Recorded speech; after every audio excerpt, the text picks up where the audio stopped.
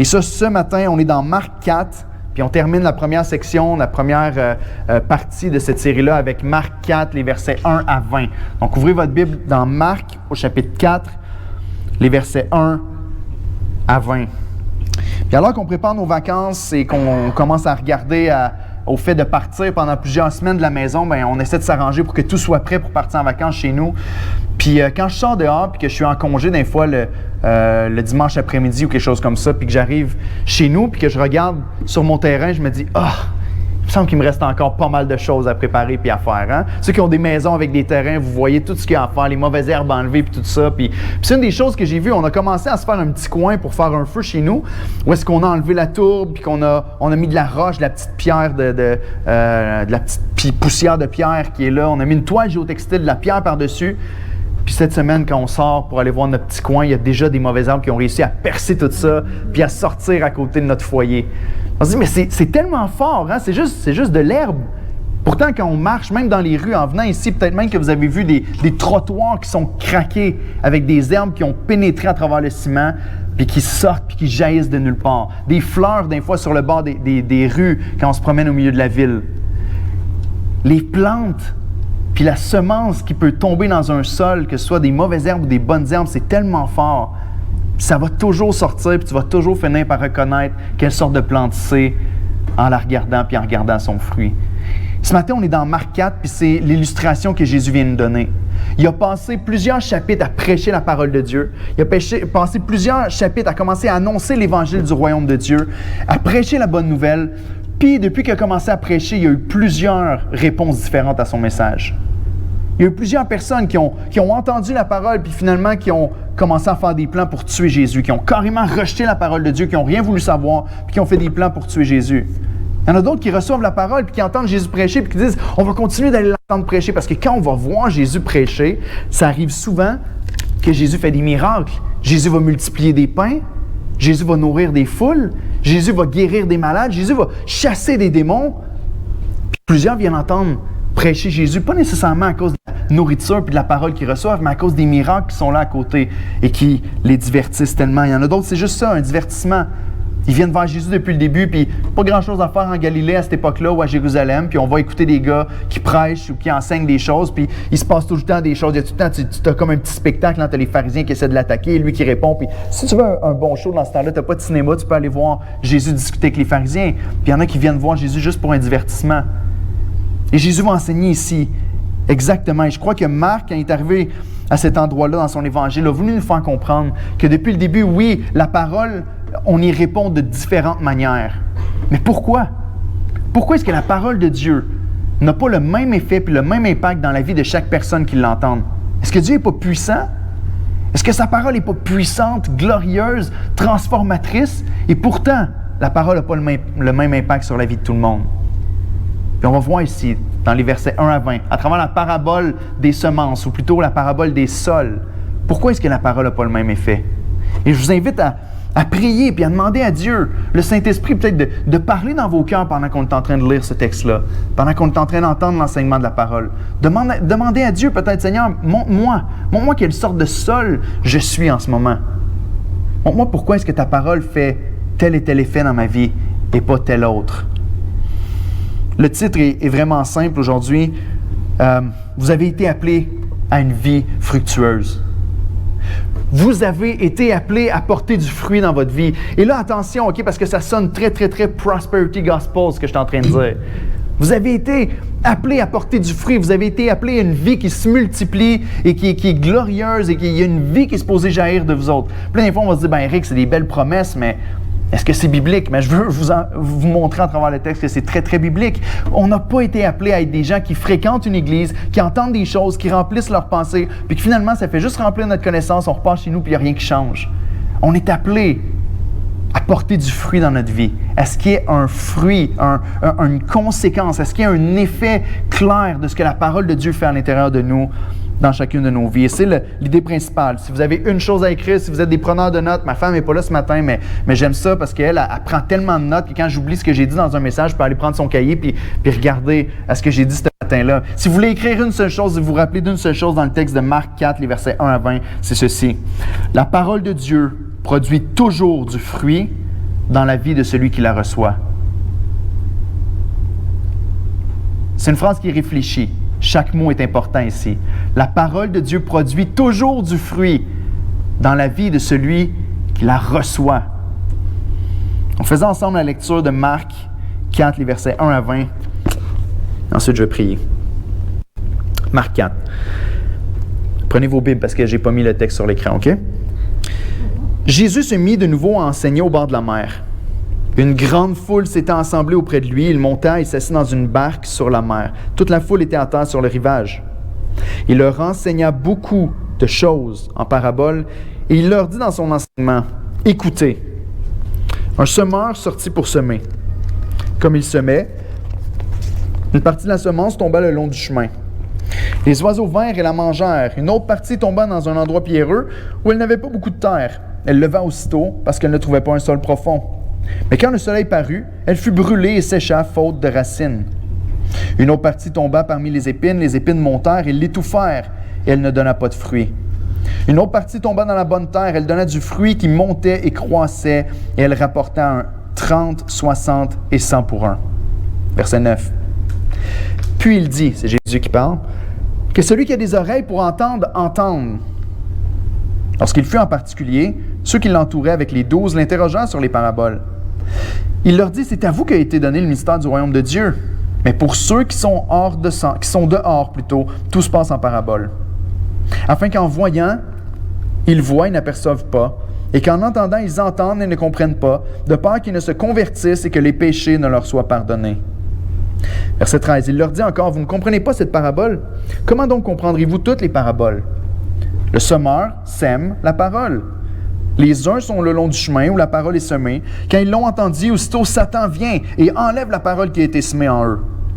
Les autres, pareillement, reçoivent la semence dans les endroits pierreux. Quand ils entendent la parole, ils la reçoivent d'abord avec joie. Ils n'ont pas de racines en eux-mêmes. Ils manquent de persistance. Et dès que survient une tribulation ou une persécution à cause de la parole, ils y trouvent une occasion de chute. D'autres reçoivent la semence parmi les épines. Ce sont ceux qui entendent la parole, mais en qui les soucis du siècle, la séduction des richesses, l'invasion des autres convoitises étouffent la parole et la rendent infructueuse. D'autres reçoivent la semence dans la bonne terre. Ce sont ceux qui entendent la parole, la reçoivent et portent du fruit, 30, 60 et 100 pour un. Seigneur, alors qu'on reçoit ta parole ce matin, littéralement comme ce qui est enseigné ici, alors que ta parole est proclamée, est ouverte, je te prie que nous trouvions nos cœurs comme étant des bonnes terres, qu'ils la reçoivent comme on doit la recevoir. Et que ta parole ait vraiment un impact dans chacune de nos vies pour qu'on porte du fruit à ta gloire. Amen. Donc ici, on a une des paraboles les plus connues de l'Écriture, une parabole qui parle de semences, de terre, de semeurs, de fruits, de raisons pour laquelle la semence ne pousse pas et tout ça. Puis Jésus, comme je vous ai dit, il s'adresse à un groupe. Les gens qui l'ont suivi puis qui reçoivent la parole de manière tellement différente depuis le début sont tous là, alors que Jésus donne la parabole. Les pharisiens avec le cœur dur, les gens qui viennent pour voir des miracles, les gens qui viennent sincèrement aussi, qui veulent recevoir la parole de Dieu. Et Jésus va s'adresser à eux pour leur faire comprendre qu'il y a une différence dans la manière qu'on reçoit la parole de Dieu. Autrement dit, Jésus est en train de dire, et le verset central de toute cette section-là de texte, c'est le verset 9. Lorsque Jésus dit que celui qui a des oreilles pour entendre, entende. On pense que c'est une phrase qui est juste dite comme ça, comme bon, ben celui qui a des oreilles pour entendre, qui entende mon message. Mais c'est vraiment ça la clé d'interprétation du texte. C'est quelque chose qui va être répété au verset 23 quand on va voir dans la prochaine section en septembre. Mais ici, il dit que celui qui a des oreilles pour entendre, entende. Autrement dit, Jésus est en train de nous dire, c'est possible d'entendre, puis c'est possible d'entendre. Il y a différentes manières d'entendre et de recevoir ce que Jésus est en train d'enseigner. Il y en a qui entendent, puis en bon québécois, on va dire ça rentre d'une oreille puis ça sort de l'autre. Puis il y en a qui entendent, puis que la parole est semée en eux, puis que ça produit un fruit. Donc le but ici, dans tout ce que Jésus est en train de dire, c'est le but, le bon but, ce qui est supposé d'arriver. La bonne terre, c'est celle dans laquelle la semence va pouvoir mourir, naître et porter du fruit en abondance. Et c'est ma prière pour chacun d'entre nous autres, qu'on puisse être cette bonne terre-là. Qu'on ait ce désir-là de dire, lorsqu'on dit que la parole de Dieu produit toujours du fruit dans la vie de celui qui la reçoit, ma prière, c'est que chacun d'entre nous autres, on puisse avoir des vies qui portent du fruit à la gloire de Dieu. Mais je veux vous montrer à travers le texte qu'il y a certaines étapes pour que ça se soit possible. Puis il y a certains problèmes aussi, puis certaines embûches qui font en sorte que le fruit ne jaillit pas de notre vie. Puis on fait attentif, quand Jésus donne des paraboles, il y a tout le temps deux publics qui est visé. De manière générale, il y a tout le temps, dans sa parabole, un avertissement pour ceux qui ne croient pas. Un avertissement pour ceux qui ne reçoivent pas bien la parole de Dieu. Attention, si tu ne reçois pas bien l'enseignement que je suis en train de te donner, voici ce qui va arriver. Et si tu reçois bien la parole que je suis en train de te donner, voici ce qui va arriver. Et ici, on a tellement à apprendre à travers cette parabole, mais je veux commencer doucement. On a deux grandes sections. Et on aurait pu mettre un tableau et mettre un à côté de l'autre, chacune des semences, l'image qui est là. Jésus parle en image. C'est des paraboles, c'est des illustrations pour nous faire comprendre une réalité spirituelle. Puis quand il parle des différentes terres, ici, on voit qu'il y a une progression. Et il nous explique, les paraboles ne sont pas toutes expliquées, mais celle-là est expliquée directement. On a l'explication dans le texte. On n'a pas besoin de se gratter la tête, d'essayer de trouver. Il nous le dit directement. On voit qu'il y a une progression, autant au niveau de la bonne terre qu'au niveau des mauvaises terres. On voit que la semence prend de plus en plus de temps à mourir dans chacune des temps qui est donné. Au début, la semence tombe, le diable vient et la dérobe immédiatement, c'est fini. Ensuite de ça, la semence tombe, elle commence à pousser, mais elle n'a pas de racines, elle meurt. Ensuite de ça, la semence tombe, elle a des racines, mais quand les soucis de la vie et les épines commencent à pousser, là, elle est étouffée puis elle arrête de pousser. Donc, on a une progression. Il y en a pour qui ça peut prendre plus de temps avant de se rendre compte que finalement, la semence n'était pas bien enracinée. Mais au bout du compte, pour chacune de ces terres-là, la plante va mourir. Puis la bonne terre, elle, on a une progression aussi. On nous dit qu'elle va porter du fruit 30, 60, 100 pour 1. Donc, il y a aussi une progression à ce niveau-là. Mais tout commence avec un semeur. Dans la parabole ici, on a besoin de comprendre les images. Premièrement, le semeur, c'est principalement Jésus, mais on va voir que c'est chacun des croyants aussi. Principalement Christ, et c'est le semeur, c'est lui qui enseigne la parole depuis déjà un bon bout de temps, puis les gens répondent à cette parole-là. La parole, ou la semence plutôt, c'est la parole de Dieu. Il dit noir sur blanc quand on arrive au verset 14. Le semeur sème la parole. C'est super évident, c'est clair. Puis les terres, les différents sols, c'est les cœurs des gens. Dépendamment du cœur dans lequel cette parole-là va tomber, il va y avoir un impact qui va être différent. Gardez ça en tête pendant qu'on regarde à cette parabole-là. Le premier point est vraiment simple. Avant que la semence tombe dans la terre, avant que la semence produise un fruit, avant de recevoir cette semence-là, ça commence avec un semeur. Donc, tout commence par la fidélité, un semeur. Christ est celui que Dieu a envoyé. Le Fils de Dieu s'est incarné. Il s'est fait chair pour venir sur la terre et pour annoncer le message de Dieu. Il prêche l'Évangile depuis le début de son ministère. Il enseigne la parole de Dieu. Il vient et il n'enseigne pas autre chose que ce que le Père lui a donné. Il est fidèle à ce que le Père lui a demandé. Il vient et il enseigne le message. Puis on l'a vu dans les chapitres précédents, il y a peut-être 2 ou 3 semaines de ça, qu'il a équipé ses disciples. Et qu'il a partagé cette tâche-là avec les disciples. Quand il a appelé les 12, il leur a donné aussi le message à annoncer, il les a envoyés pour proclamer l'Évangile et pour chasser les démons. Donc Jésus a partagé ce message-là et ensuite il a appelé des gens à partager la mission et à dire, vous aussi entrez dans cette mission-là et partagez la parole que je vous ai donnée. Puis on croit que ça ne s'est pas arrêté avec les 12 disciples. C'est pour ça que vous voyez à chaque semaine affiché sur une bannière bleue ici ou dans l'autre coin là-bas que notre mission en tant qu'Église, c'est de glorifier Dieu en accomplissant la grande commission. Dans Matthieu 28, lorsque Jésus est ressuscité et qu'il vient voir ses disciples, il leur dit, voici votre mission. Votre mission, c'est quoi? Allez, faites de toutes les nations des disciples, en les baptisant au nom du Père, du Fils et du Saint-Esprit, qu'on va voir dans la série sur la Trinité. Et enseignez-leur à observer tout ce que je vous ai prescrit. Donc, Jésus envoie chacun de ses disciples qui vont suivre par la suite à prendre la parole et à leur tour à devenir des semeurs, puis à enseigner la parole de Dieu, à enseigner puis à faire des disciples avec la parole de Dieu. Donc le semeur, c'est Jésus principalement, mais tous ceux qui sont croyants, qui sont chrétiens, qui sont nés de nouveau en Jésus-Christ, sont appelés aussi à partager la parole de Dieu. Tout commence par la fidélité. Tout commence avec un semeur qui sort et qui donne la parole. Comment est-ce que c'est possible que la parole de Dieu prenne racine dans le cœur d'une personne qui n'a jamais entendu la parole de Dieu? C'est pareil comme de se promener sur ton champ. Moi, chez nous, ma femme, elle a acheté l'année passée, je pense, des tulipes. Là, quand ça a sorti cette année, c'était tellement beau, plein de tulipes partout, de belles couleurs. Mais si elle n'avait pas planté de tulipes, je pourrais me promener sur mon terrain à chaque matin, puis regarder sur mon terrain, puis dire « Ah, j'espère qu'il y a des tulipes qui vont pousser parce que j'aime ça, les tulipes. » J'espère qu'il y a des belles fleurs qui vont pousser dans mes plates-bandes parce que j'aime ça, les belles fleurs. Je peux faire ça tous les jours avec plein d'espoir puis dire j'espère qu'il y a des fleurs qui... Mais si je sème pas des fleurs, si je plante pas des fleurs, il n'y a rien qui va pousser là.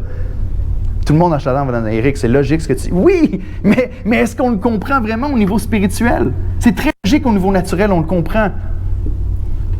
On prie tous pour dire Seigneur, fais une œuvre à Brossard. Fais une œuvre sur la Rive-Sud. Fais une œuvre dans notre province. On veut voir des gens passer de la mort à la vie, des ténèbres à la lumière, de Satan à Christ. Mais comment est-ce qu'on va voir ça s'il n'y a personne qui sème la parole de Dieu? On peut faire la même chose. On peut se promener à Brossard pour faire des marches de prière, puis se promener et dire « Seigneur, j'espère qu'il y a des gens qui vont apprendre à te connaître ici dans la ville. J'espère qu'il y a des gens qui vont me découvrir. J'espère qu'il y a des gens qui vont se convertir à toi. Amen. » Puis on revient à l'église, puis on fait notre service comme d'habitude. Mais ça va être la même chose qu'avec les fleurs. On doit espérer, puis on doit demander au Seigneur de le faire. Mais on doit sortir avec la semence, puis semer la parole de Dieu autour de nous si on veut voir quelque chose se passer. Donc ici, Christ est le semeur. Il nous enseigne que tout commence avec une semence. Tout commence avec la parole qui est donnée. Et il répond à cette question-là de pourquoi est-ce que ça n'a pas le même effet. Mais une des choses qu'on a vues depuis le début de l'Évangile de Marc, c'est que Marc se repose beaucoup sur Ésaïe, sur le prophète Ésaïe dans ses enseignements. Ici encore, on a une citation du prophète Ésaïe. Si vous regardez au verset 9,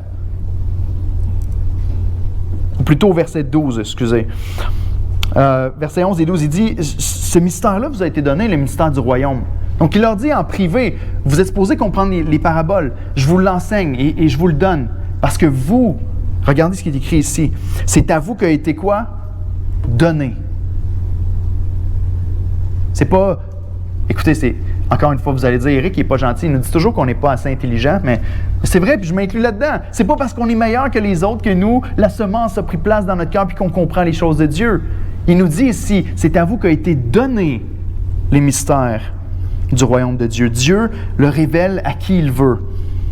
Mais il continue en disant, mais pour ceux qui sont dehors, tout se passe en parabole. Afin, puis là ici, il est en train de citer Ésaïe 6, versets 9 et 10. Il dit, afin qu'en voyant, ils voient et n'aperçoivent pas, qu'en entendant, ils entendent et ne comprennent pas, de peur qu'ils ne se convertissent et que les péchés ne leur soient pardonnés. Puis on comprend ça, il est en train de citer Ésaïe qui était face à son peuple d'Israël, qui enseignait la parole de Dieu, qui donnait les prophéties du Seigneur, puis le peuple avait un cœur dur. Même s'ils entendaient la parole de Dieu encore et encore et encore, ils ne voulaient rien savoir, puis ils continuaient dans leur propre voie, puis ils n'écoutaient pas la parole du Seigneur. Puis Jésus est en train de dire, c'est la même chose. Vous vous rappelez, notre ami Michael Caron a prêché la semaine passée sur le péché impardonnable, sur ces pharisiens-là qui avaient déjà déterminé, nous allons rejeter tout ce que Jésus nous enseigne, on va même l'attribuer à l'œuvre de Satan, puis on ne veut rien savoir, le cœur est dur, puis à ce moment-là, il n'y a pas possibilité d'être sauvé parce qu'il n'y a pas de repentance qui est là dans le cœur. Puis ici, il nous dit, eux, ils entendent, mais ils ne se convertissent pas. Ils entendent, mais dans le fond, ils n'entendent pas vraiment. Ils voient, mais ils n'aperçoivent pas. Mais c'est donné dans le contexte d'Ésaïe 6, la citation ici.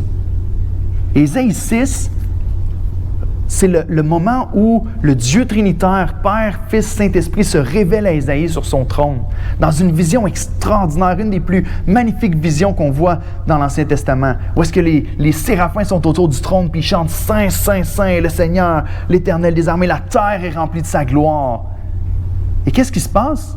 Ésaïe réalise qu'il est un pécheur. Il réalise qu'il n'est pas digne d'être envoyé vers le peuple. Puis Dieu va lui dire, puis tu entends la conversation, on dirait, au sein de la Trinité qui va dire « Qui enverrai-je et qui marchera pour nous? » Et là, Ésaïe, après avoir été transformé par la puissance de Dieu, va dire « Me voici, envoie-moi. » Je pense que j'ai mis le verset sur l'écran. Ésaïe 6.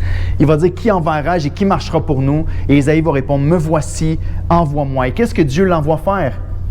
Il lui dit alors « Va et dis à ce peuple. » Il envoie Ésaïe avec une mission de parler, de dire le message de Dieu au peuple de Dieu.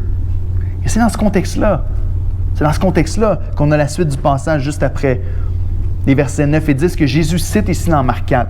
Où est-ce qu'il dit? Il dit alors, va et dis à ce peuple, vous entendrez et vous ne comprendrez point. Vous verrez et vous ne saisirez point. Rends insensible le cœur de ce peuple, endurcis ses oreilles.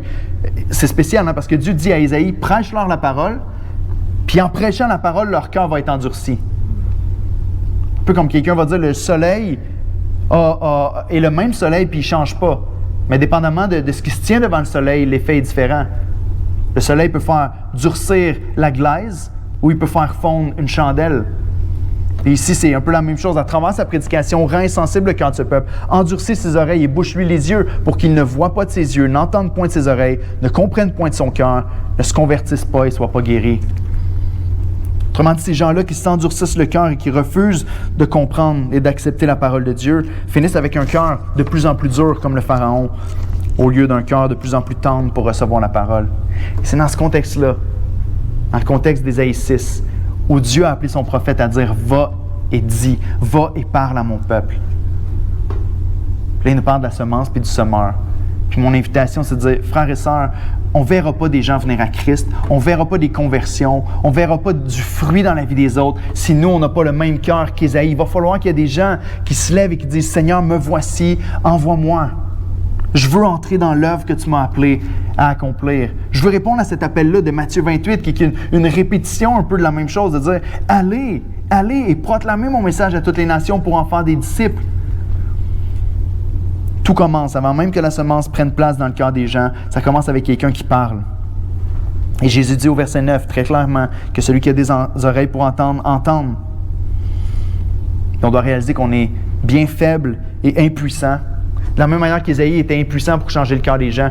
Dieu ne lui dit pas, Ésaïe, c'est toi qui vas faire cette œuvre-là. C'est à travers le message qu'Ésaïe va prêcher, les gens vont répondre favorablement ou pas favorablement, selon ce que Dieu va décider de faire avec sa parole. Dieu envoie sa parole et décide ce qui s'accomplit.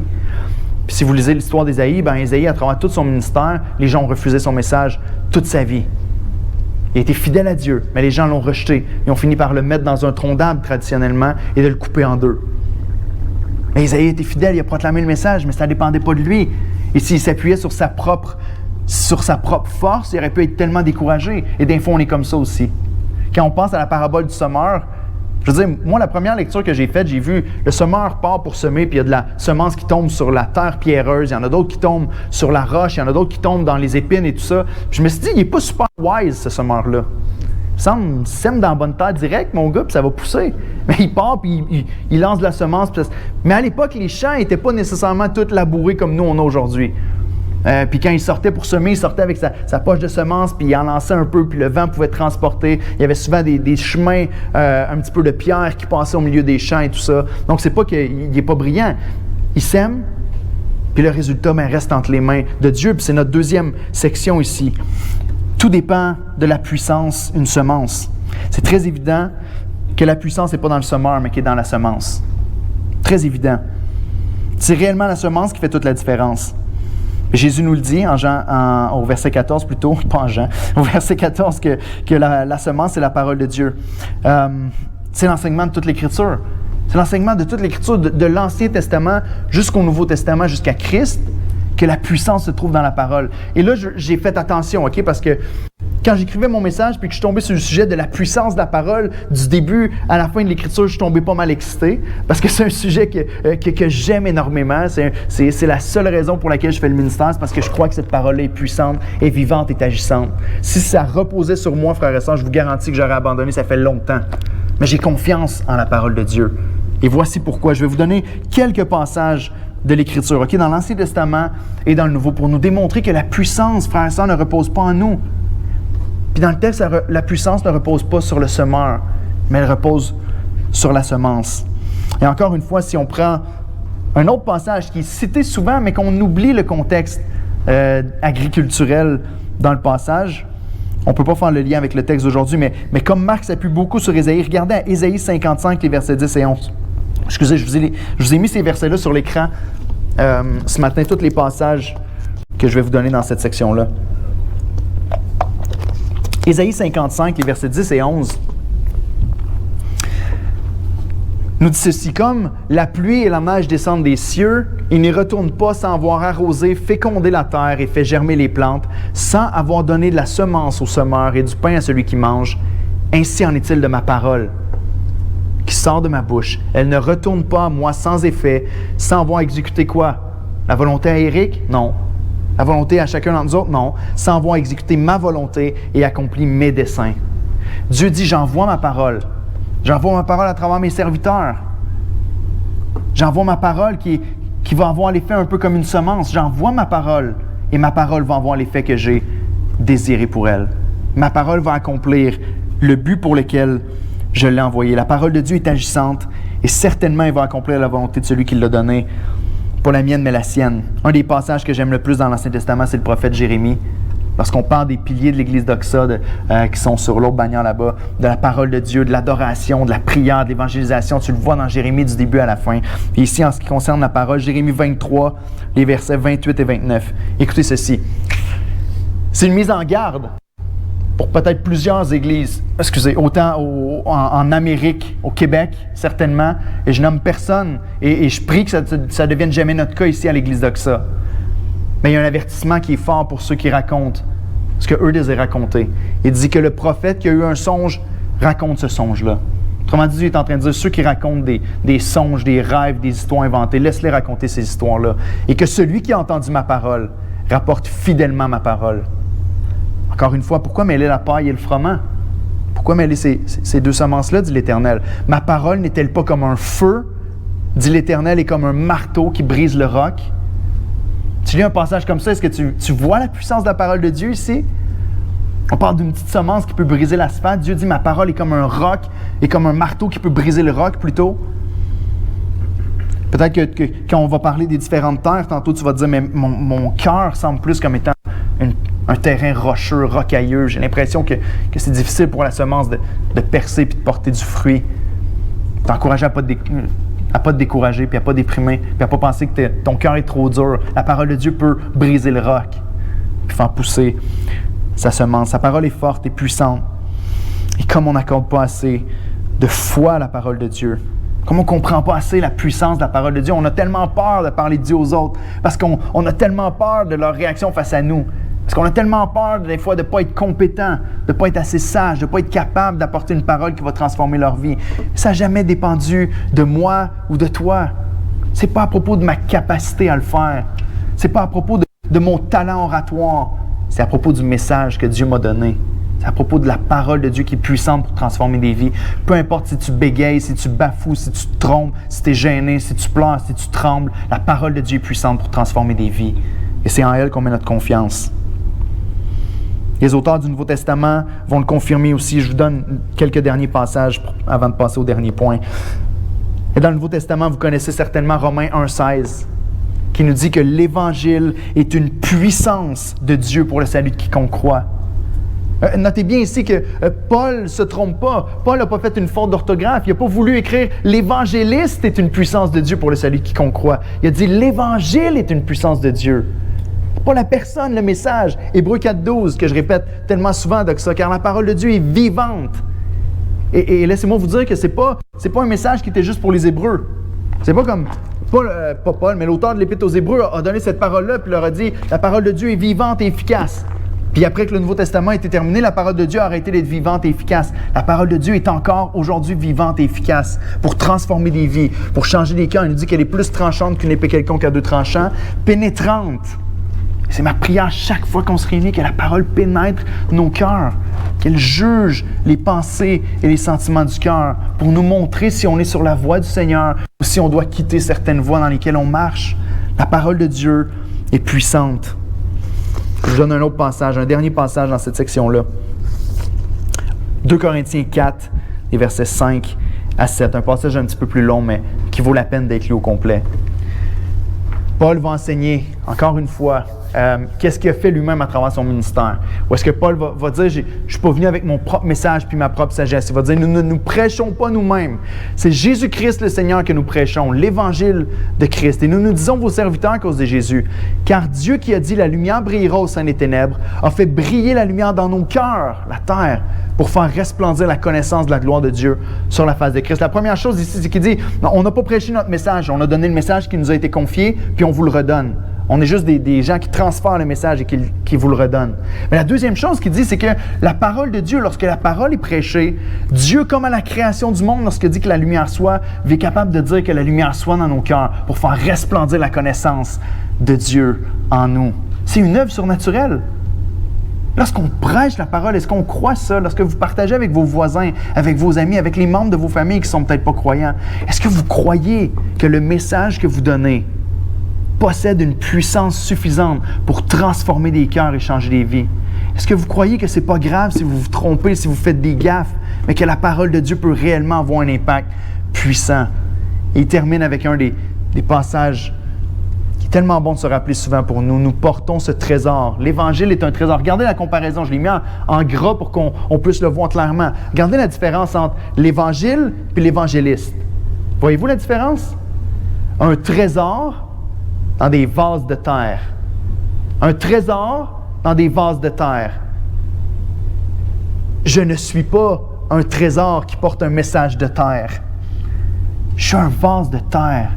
Tu es un vase de terre si tu es en Jésus-Christ. Pour nous, ça ne fait pas de sens parce que nos trésors, on ne les cache pas dans des affaires fragiles comme des vases de terre. On les cache dans un coffre-fort. On essaie de leur trouver un endroit où est-ce qu'ils vont être sécuritaires. Dieu n'a pas voulu faire les choses comme ça. Dieu a voulu placer son trésor dans des vases de terre. Parce que c'est lorsque le vase de terre est brisé que le message se répand. Et si vous vivez des moments difficiles, si vous dites pourquoi est-ce que je passe par des temps qui sont si tough, pourquoi est-ce que c'est si dur de suivre Christ et de vivre pour lui, parce que c'est là que le message se répand le plus clairement. Parce que lorsque tu souffres et lorsque tu es brisé, tu es en train de refléter le Christ qui a été brisé à notre place sur la croix pour sauver notre âme.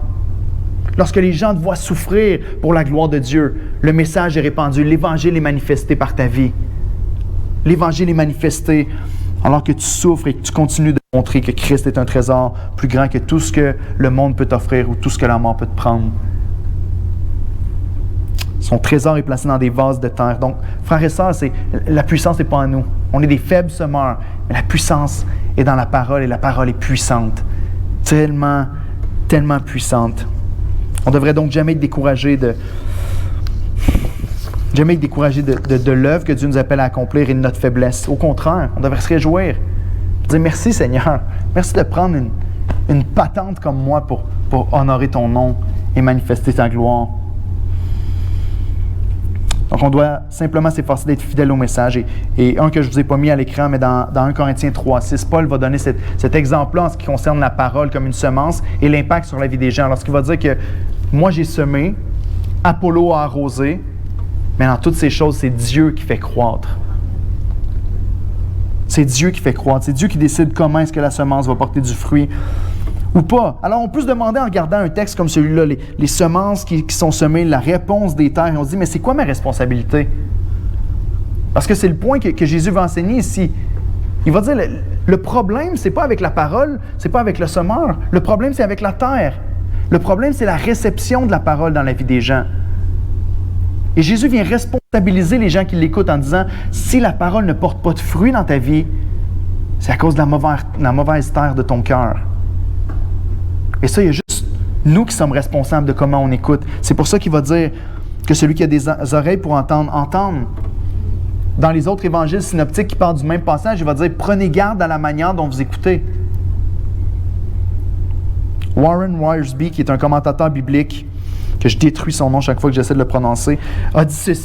Il a parlé de l'Église et des fois, et là, je cite une autre personne, OK? C'est plus facile pour moi de faire ça comme ça, mais il va parler de l'Église, puis des fois, comment est-ce qu'on peut reprocher les pasteurs, puis il va dire, les membres de l'Église aiment blâmer les prédicateurs et les enseignants ennuyants pour leur manque de croissance spirituelle. Autrement dit, si moi, je ne grandis pas spirituellement, c'est la faute de mon pasteur, il est plate puis il est ennuyant. Et le problème est peut-être un auditeur à la sourde oreille. Et c'est ce que Jésus enseigne ici, le problème n'est pas nécessairement la personne qui prêche, mais peut-être la terre qui reçoit la semence. Donc le dernier point, tout passe par la réception, une bonne terre. Jésus va expliquer à ses auditeurs, puis je crois que c'est la même chose avec nos auditeurs aujourd'hui, avec notre propre cœur, qu'il y a 4 réponses possibles, ou plutôt 4 scénarios, ou 4 manières, ou en tout cas, il nous en donne 4, il y en a probablement plus que ça, mais il nous en donne 4, et c'est 4 manières de recevoir ou pas la parole de Dieu, et pourquoi est-ce que certaines terres ne portent pas de fruits. 4 exemples de résultats lorsque la parole est entendue, parce que ici, si vous lisez comme il faut le texte, à chaque endroit, pour chacune de ces terres, il nous est dit que la parole est entendue. Mais c'est ce qui se passe après qui fait une différence. Et je crois qu'il y a 2 niveaux ici. Lorsqu'il est en train il est en train de dire, voici pourquoi il y a des cœurs dans lesquels la semence ne poussera jamais. Il y a des gens qui vont juste jamais recevoir la parole de Dieu. Il y a des gens qui vont garder, comme les pharisiens qui l'écoutent en ce moment, puis qui ont le cœur dur, puis qui l'ont complètement rejeté, puis qui ne se repentent pas. Il y en a qui vont garder un cœur dur toute leur vie, puis qui vont rejeter le message de Christ pour toute leur vie. On ne se réjouit pas de ça, on pleure de cette réalité-là, mais ça reste une réalité. Il y en a d'autres qui vont recevoir la semence, qu'on va voir un petit peu un fruit, puis qui va s'éteindre tout de suite après. Donc, je vous donne les quatre différentes terres, puis ensuite, on termine avec des champs. Donc, le deuxième niveau, c'est pas juste de dire qu'il y a des gens qui sont fatalement destinés à ne pas croire, mais je crois qu'il y a aussi certains d'entre nous autres, puis même dans notre marche avec le Seigneur, je crois qu'il y a des fois où est-ce qu'on laisse certaines choses venir étouffer, entraver l'œuvre de la parole. Je crois qu'il y a certaines choses qu'on laisse se passer dans nos vies qui peuvent faire en sorte qu'on voit moins de fruits pendant un temps. Donc, je crois qu'il y a une mise en garde aussi pour chacun d'entre nous autres. De dire, Seigneur, je veux veiller sur mon cœur pour être sûr de ne pas laisser ces choses-là prendre place. Premièrement, Satan dérobe. Tu dois protéger la semence. Il nous dit que les uns, au verset 15, les uns sont le long du chemin où la parole est semée, et quand ils l'ont entendue, aussitôt Satan vient et enlève la parole qui a été semée en eux. Et là, on pourrait chercher longtemps pour se dire de quelle manière Satan vient dérober la parole. Et comment ça qu'il est aussi puissant pour venir enlever la parole qui a été semée par Dieu ou qu'on a proclamée? Je pense que la manière la plus simple de le voir, c'est assurément de se rappeler les paroles de Satan dans le Jardin d'Éden. Dieu a-t-il réellement dit? La parole est enlevée à ce moment-là. Lorsque le diable vient semer le doute à la place de la parole de Dieu dans notre tête. Lorsqu'on entend les enseignements de Jésus, lorsqu'on lit la Bible parfois, lorsqu'on entend les promesses de Dieu, vis de telle manière et tu vas être béni. Est-ce que Dieu a réellement dit que je ne pouvais pas faire telle et telle chose? Est-ce que Dieu a réellement dit que marcher dans cette voie-là, ce n'était pas une bonne idée? Est-ce que Dieu a réellement dit que si je demeurais en lui, j'allais porter du fruit? Et le diable vient et sème le doute dans notre tête. Et lorsqu'on mord à l'hameçon du doute à la place, la parole prend le bord, puis on suit le diable à la place. Dieu a-t-il réellement dit? Donc ici, pour protéger la parole, qu'est-ce qu'on fait? On la serre contre notre cœur. Lorsque le doute vient, on dit, attends, je vais aller vérifier. Attends, je vais aller parler avec un frère ou une sœur. Attends, je vais étudier la parole. Je vais essayer de comprendre un petit peu mieux pour ne pas me laisser emporter à tout vent de doctrine, comme Paul va dire dans un autre texte. Et c'est ce que plusieurs d'entre vous faites. Plus qu'une vingtaine de personnes de l'Église d'Oxa sont inscrites au cours de doctrine qu'on fait une fois par mois les samedis matins. Et lorsque vous entendez la parole de Dieu, lorsque vous vous affermissez dans la connaissance des doctrines du Seigneur, la parole est de plus en plus protégée, de plus en plus sécure, parce que vous comprenez de plus en plus la vérité, vous êtes capable de la discerner face au mensonge. C'est ce que vous faites les mercredis. Quel temps on a eu mercredi soir encore, les frères et sœurs, à regarder aux attributs de Dieu, à comprendre son caractère, à enraciner notre foi dans la personne du Seigneur. C'est ce que vous faites quand vous venez ici à l'église le dimanche matin. On reçoit la parole ensemble. On est nourri dans les vérités de la parole de Dieu. Puis on protège la parole qui est semée en nous. Donc, c'est le plus simple et le plus rapide. Satan vient et dérobe. Certains d'entre nous, on va laisser le doute. C'est comme si on entend la parole et on dit « je vais donner une chance à Dieu. » Puis là, tu l'entends. Puis dans ta tête, des fois, on n'a même pas besoin que Satan vienne dérober. Hein? On cherche les bébites nous autres mêmes à se dire « je vais essayer de prouver que ça ne fonctionne pas. » Laissez pas le doute entrer dans votre tête. Cherchez avec sincérité. Comme on l'a dit, on croit que si vous lisez la parole de Dieu, si vous lisez l'Évangile de Marc avec sincérité, vous allez découvrir des vérités dans ce texte-là qui vont enfermer votre cœur pour toujours. Deuxièmement, pas de racines. Il nous dit au verset 16, « Les autres, pareillement, reçoivent la semence dans les endroits pierreux. Quand ils entendent la parole, ils la reçoivent d'abord avec joie, mais ils n'ont pas de racines en eux-mêmes, ils manquent de persistance, et dès que survient une tribulation ou une persécution à cause de la parole, ils se trouvent une occasion de chute. » Ici, il fait référence à... il y a certains endroits où est-ce que le sol est pierreux, puis ce que ça fait, c'est que ça enferme l'eau. Fait qu'à l'époque à l'époque de Jésus, lorsqu'on semait, on attendait souvent la première pluie puis la dernière pluie. Et souvent, il y avait une grosse pluie qui tombait au début après avoir semé, qui pouvait faire jaillir les semences rapidement ou pas. Et il y a certaines semences qui poussaient très vite parce que, justement, ça faisait un petit bassin d'eau, parce que la semence tombait sur un endroit pierreux, ça faisait comme une paquette, une petite pochette d'eau, puis là, la semence poussait très vite, tu voyais une pousse tout de suite qui sortait. Mais elle n'était pas dans la terre, elle était juste dans une petite pochette d'eau. Puis ce qui arrivait, c'est que quand le soleil se mettait à sortir, la semence séchait très rapidement, puis la plante mourait.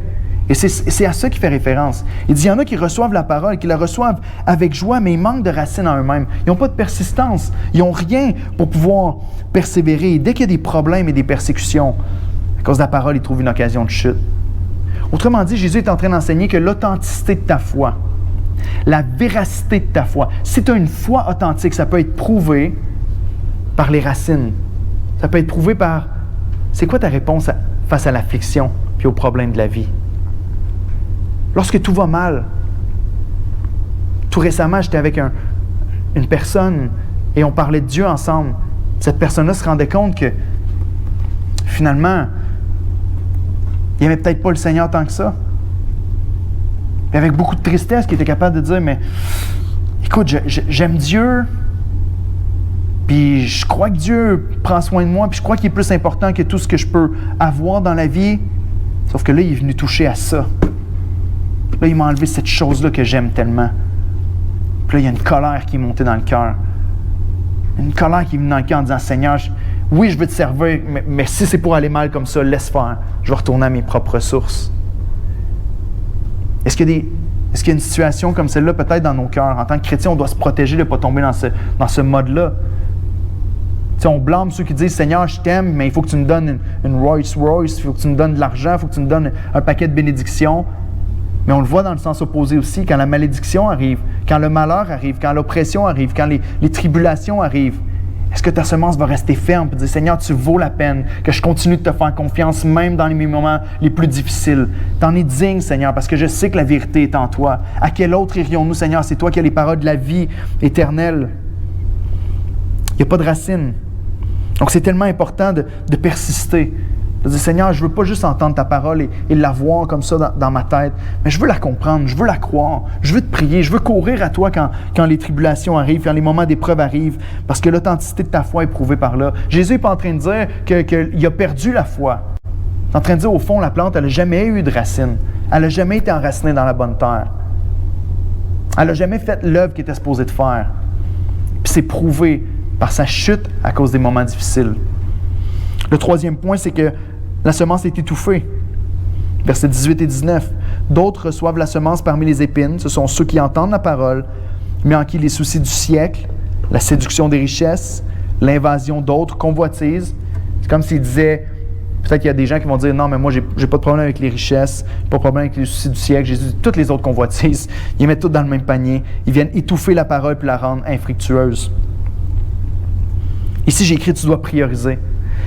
Parce que des fois, quand on prend des passages comme celui-là, 18 et 19, puis qu'on pense aux soucis de la vie, qu'on pense aux richesses, on pense aux choses qu'on peut avoir dans la vie présente, ben là, il y a des extrêmes, puis des fois, on va dire, non, toutes ces choses-là sont mauvaises, puis je dois pas avoir d'argent dans mon compte en banque, puis je dois pas avoir de maison, je dois pas chercher aucune de ces choses-là, c'est pas de Dieu. Non, attends un petit peu. Il est en train de dire que ces choses-là ont pris la place de Dieu. Ces choses-là sont faites pour nous servir. Il y a un homme qui a dit « Les richesses sont des bons servants, mais des très mauvais maîtres. » Et c'est une réalité. On n'est pas supposé d'être maîtrisé par ces choses-là, mais sont supposés d'être des outils entre nos mains. Et le problème vient lorsque ces choses-là prennent un peu trop de valeur. Lorsque finalement, le but de notre vie devient de chercher ces choses-là, de s'inquiéter à continuer de s'établir un royaume à nous autres, et ces choses-là viennent prendre la priorité. Ou est-ce que tout à coup la parole va prendre de plus en plus le bord? Si ça vous arrive de dire des choses comme « J'ai pas le temps de lire ma Bible cette semaine, j'ai pas le temps de passer du temps avec le Seigneur, j'ai trop de travail, ou j'ai trop de ci, ou il faut que je m'occupe de telle chose. » Vous savez quoi? Ça va être dur, mais ça peut être même la famille. Ça peut être même le couple. Je mets tellement d'emphase sur cette chose-là que cette chose-là est devenue à la première place, puis Dieu a pris la 10e ou la 11e place. Dieu nous dit ici, ces choses-là peuvent étouffer la semence. Il y a des gens qui commencent, tu les vois, ils viennent à l'église, ils sont pleins de joie, ils ont l'air de vivre quelque chose avec le Seigneur. Mais rapidement, les séductions du siècle, l'invasion des autres convoitises viennent étouffer la semence. Tellement de choses qui nous sont données, qui sont supposées être des outils qui deviennent des trésors au bout du compte. Et là, la parole est étouffée. Puis il reste la dernière terre, la bonne terre, celle dans laquelle la parole prend racine, dans laquelle la plante peut pousser et porter du bon fruit. Il nous dit que la manière de savoir si la semence a trouvé la bonne terre est très facile, c'est par son fruit. Il y a des gens, des fois, et j'ai aimé ça il y a peut-être 10 ans de ça, parce que j'ai écouté un message de Paul Washer qui parlait de Matthieu 7 et il disait il y a beaucoup de gens qui vont dire on ne peut pas reconnaître un livre par sa couverture. Juge pas un livre par sa couverture. Juge pas un livre par sa couverture. Et lui, il dit c'est pas biblique, ça. Dans Matthieu 7, on nous dit clairement qu'on peut reconnaître un arbre à ses fruits. Le fruit que tu portes dans ta vie, la manière dont tu vis ta vie, la manière dont tu te comportes est une preuve de ce qui est vraiment à l'intérieur de toi. Jésus va parler un peu plus loin dans Marc, et on va le voir dans les prochains chapitres, que ce n'est pas ce qui entre dans le corps de l'homme qui le souille, mais ce qui en sort. Les adultères, les meurtres, les mensonges, tout ça, ça sort d'un mauvais cœur. Puis ici, il est en train de nous enseigner comment on fait pour avoir un bon cœur, comment on fait pour que ce cœur-là soit pur et jaillisse des bonnes choses, mais ça dépend de ce qu'on entend et de ce qui rentre dans nos oreilles. Si tu reçois la parole de Dieu, si tu reçois la parole de Dieu dans la bonne terre, ton cœur va porter du fruit, ça va paraître par une vie qui reflète le cœur de Christ. Et ici, on pourrait encore une fois passer beaucoup de temps à expliquer c'est quoi ce fruit-là. Il ne nous le dit pas ici. Il fait juste nous dire la semence qui tombe dans la bonne terre va porter du fruit 30, 60, 100. Une récolte, une semence qui va donner 100 fruits par la suite ou 100 plantes par la suite est quelque chose d'absolument extraordinaire même dans ce contexte-là. Mais il y a une image et c'était pas impossible, on en voyait des fois. Mais ici, il est en train de nous dire que c'est clair, comme on revient avec la première phrase du début, c'est clair que la parole qui tombe dans la bonne terre porte du fruit. Il n'y a pas de doute là-dessus. Et je veux vous dire, frères et sœurs, s'il n'y a pas de fruit en ce moment dans notre vie, ben c'est peut-être que la parole n'est pas tombée dans la bonne terre. On doit dire, Seigneur, change mon cœur. Seigneur, fais de mon cœur une bonne terre dans laquelle ta parole va pouvoir grandir et porter du fruit. De manière très simple, le fruit, ici, je vais me limiter à ça pour ce matin. On peut juste reculer au chapitre précédent, puis regarder au chapitre 3, ce qu'on a entendu la semaine passée. Jésus a dit, lorsque sa mère, ses frères, ses sœurs venaient pour le chercher, il a dit, « Ma mère, mes frères et mes sœurs, c'est ceux qui font la volonté de Dieu. » Vous pouvez juste regarder à ça en ce moment dans votre vie. Et dire, si la semence est tombée dans la bonne terre, normalement, vous vivez de plus en plus en obéissance à la parole de Dieu. Vous aimez la parole de Dieu et vous dites, Seigneur, je veux vivre comme ce que tu m'appelles à vivre. Est-ce qu'il y a du bon fruit dans ta vie en ce moment? On a lu beaucoup dans Ésaïe, puis Jésus est celui qui est comparé aussi à une plante. Vous connaissez ça, Ésaïe 53, verset 2, lorsqu'on nous dit qu'il y a le rejeton d'Ésaïe qui va arriver sur la terre. Ésaïe 53 est probablement le psaume le psaume prophétique qui parle le plus de Jésus, qui est le plus évident. Au verset 2, il dit « Il s'est levé devant lui comme une faible plante, comme un rejeton qui sort d'une terre desséchée. Il n'avait ni beauté ni éclat. » On sait qu'il parle de Jésus ici. Et pourtant, cette plante-là qui a poussé, à la fin du chapitre 53, verset 10, on nous dit « Il a plu à l'Éternel de le briser par la souffrance. » Après avoir livré sa vie en sacrifice pour le péché, il verra une postérité et prolongera ses jours, et l'œuvre de l'Éternel prospérera entre ses mains. À cause du travail de son âme, il rassasiera ses regards. Par sa connaissance, mon serviteur juste justifiera beaucoup d'hommes, et il se changera de leur iniquité. C'est pourquoi je donnerai sa part avec les grands, et il partagera le butin avec les puissants, parce qu'il s'est livré lui-même à la mort, et qu'il a été mis au nombre des malfaiteurs, parce qu'il a porté le péché de beaucoup d'hommes, et qu'il a intercédé pour les coupables. Frères et sœurs, je vais terminer en vous disant, le sacrifice de Christ était certainement pas en vain. Est-ce que les choses pour lesquelles je vis aujourd'hui témoignent que Christ n'est pas mort pour rien? Le sacrifice de Christ n'était pas là seulement pour nous faire comprendre dans notre tête que la vie éternelle est possible pour ceux qui croient. Mais Christ est mort afin que moi aussi je meure à mon péché et que je sois uni à Christ. Même que l'apôtre va utiliser l'expression comme dans une même plante. Et que la vie de Christ qui coule en moi puisse porter du fruit en abondance. On parle de la vie en 5 temps, l'Église d'Oxa. Le premier temps est très simple, c'est demeurer avec Christ, qui est basé sur Jean 15. Et dans Jean 15, il nous dit clairement que celui qui demeure en Christ, qu'est-ce qui va arriver? Va porter beaucoup de fruits. Celui qui demeure en Christ va porter beaucoup de fruits. Il va même dire, si vous demeurez en moi et que mes paroles demeurent en vous, demandez ce que vous voudrez, ça vous sera accordé. Si vous portez beaucoup de fruits, et là on va entendre Doxa ici, c'est ainsi que mon Père sera glorifié et que vous serez mes disciples. Frères et sœurs, on est appelés à avoir une vie qui est fructueuse. Que la parole de Dieu ait cet effet-là dans notre vie. Évaluons nous-mêmes. Demandons maintenant, alors que je vais prier, priez à votre place. Demandez à Dieu, Seigneur, montre-moi s'il y a des choses qui sont venues étouffer la semence dans ma vie. Montre-moi s'il y a des choses qui sont venues peut-être m'empêcher de développer des racines en Christ. S'il y a des choses qui sont venues faire dessécher la semence et qui empêchent ma vie de porter du fruit à la gloire de Dieu. Seigneur, on te remercie pour ta parole qui est vivante, qui est agissante. Comme on l'a vu dans les textes d'aujourd'hui, Seigneur, tu es un Dieu qui est fidèle, tu es un Dieu qui n'est pas juste mort pour nous donner un dossier vierge, mais ta parole nous enseigne que celui qui est en Christ est une nouvelle créature. Les choses anciennes sont passées, toutes choses sont devenues nouvelles. Ta parole nous enseigne, comme on l'a vu, que celui qui demeure en Jésus et que la parole demeure en lui va porter beaucoup de fruits et que c'est comme ça que tu vas être glorifié. Ce matin, je veux te prier pour mes frères et sœurs et pour mon propre cœur.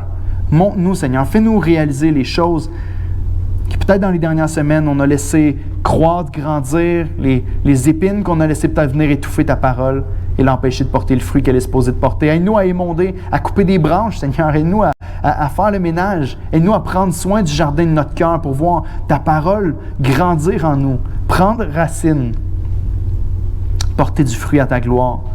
Notre prière, c'est que l'Église d'Oxa soit une Église qui permet aux gens de la ville autour et de la région de goûter au bon fruit qui jaillit lorsqu'on t'appartient. Éternel, on te demande pardon pour la négligence. On te demande pardon, Seigneur, si on a pu laisser des convoitises, des choses de la vie présente, les soucis du siècle présent, venir nous détourner les yeux de toi et nous faire perdre de vue, Seigneur, tes précieuses promesses. Je te prie pour une Église qui recherche à marcher dans la sainteté, à grandir dans la ressemblance de Christ, en restant connecté à toi chaque jour de nos vies. On t'aime, Seigneur, on te remercie pour ta parole. Aide-nous à être des sommeurs qui vont être fidèles, qui vont sortir, qui vont proclamer ta parole pour voir des vies être changées aussi à l'extérieur. On ne veut pas juste penser à nous et à notre petit royaume, mais on veut voir ton royaume aller de l'avant dans notre région. Merci, mon Dieu, qu'on puisse s'appuyer sur toi. Parce que quand on regarde à nous-mêmes, à ce vase de terre faible, craqué, impuissant, on peut être rapidement découragé. Mais on se rappelle que ça n'a jamais été à propos de nous, Seigneur. Donc, on se confie en toi, on se confie en ta puissance. On te remercie pour l'œuvre que tu fais à travers chacun d'entre nous. Amen.